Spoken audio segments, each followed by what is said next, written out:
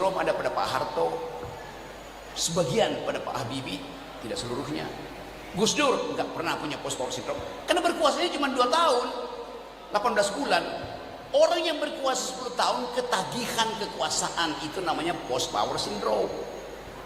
Bagaimana memulihkan post power syndrome? Gampang, bring power back into his mentality, kembalikan powernya pada dia.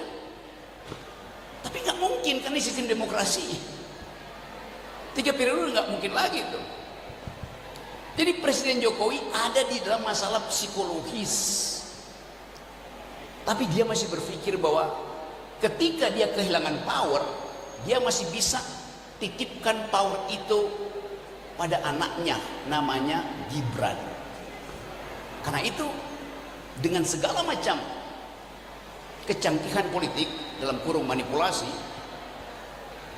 loloslah Gibran jadi wakil presiden.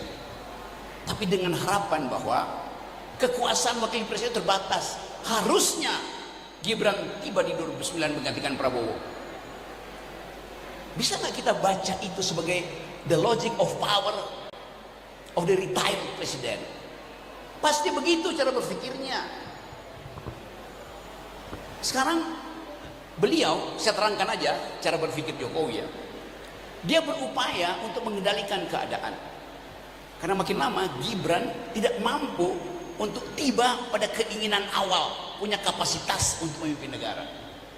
Diledek oleh netizen. Jadi sebagai orang yang post power syndrome dan ingin meneruskan powernya, beliau makin lama makin gelisah. Apa yang terjadi? Sewa buzzer untuk promote Gibran, sewa buzzer untuk promote PSI. Tindakan yang benar dari presiden. Kesalahan dia adalah menyewa buzzer-buzzer yang ketagihan amplop. Itu kesalahan Jokowi pertama. Buzzer nggak mau Jokowi sehat. Coba kalau Jokowi sehat, buzzer kehilangan kerjaan. Saya mau buka logika itu. Memang mereka nggak ngaku, tapi bayangkan kalau terjadi tacit agreement, perjanjian diam-diam antara Roy Surya, Tifa, siapa lagi itu, Rismond, mengikuti dalil restoratif justice, selesai perkara. Selesai perkara artinya buzzer dompetnya kering lagi. Jadi kita mesti baca bagian itu sebagai kebusukan dari termul-termul ini, membiarkan presiden itu dikendalikan oleh hasrat untuk berkuasa. Padahal mereka tahu hasratnya Jokowi tidak mungkin dilanjutkan oleh Gibran, nggak bisa dari segi apapun, apalagi kalau duel argumen nanti 2009. Jadi kemunafikan itu mesti kita bongkar sebetulnya. Bukan saya ingin menyelamatkan Presiden Jokowi, tapi saya mau terangkan cara kita membaca problem hari ini. Jadi peristiwa yang menggemparkan itu, restoratif justice, justru membuat presiden tidak gembira. Yang gembira termul, udah ada restoratif justice. Loh, dia nggak ngerti restoratif justice artinya membuat batin presiden restore. Sekarang nggak mungkin dia restore karena kasusnya dibuka lagi. Si ini dapat sekian, si ini pengen di rumah, si ini dapat. Akibatnya Jokowi setiap kali lihat videos, buka TV, loh kok nggak ada yang restore? Sementara yang mesti store terus pada termul.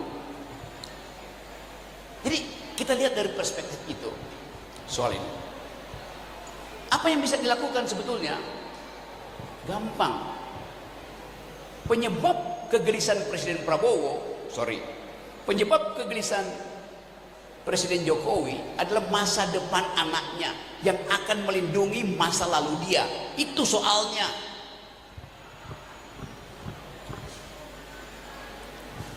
Kalau ada wisdom datang pada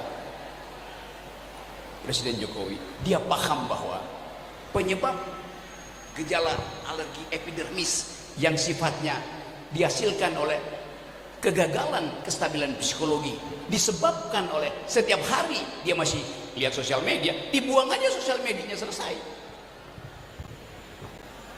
Kalau Presiden Jokowi seminggu aja nggak lihat sosial media, sembuh dia. Tapi seorang yang ketagihan kekuasaan akan memantau perjalanan kekuasaan. Itu soalnya, paradoksnya di situ. Kalau Presiden Jokowi mengerti bahwa sumber kegelisahan dia adalah masa depan Gibran, maka dia harus bilang aja, saya batalkan semua ambisi saya untuk menghasilkan Gibran sebagai penerus dari sindrom kekuasaan saya. Apa bentuknya? Ya panggil aja Gibran pulang ke Solo tuh. Kamu anak saya, tidak lagi saya tugaskan karena saya membadimu dengan akibat saya mengalami depresi psikologis. Gampang solusinya.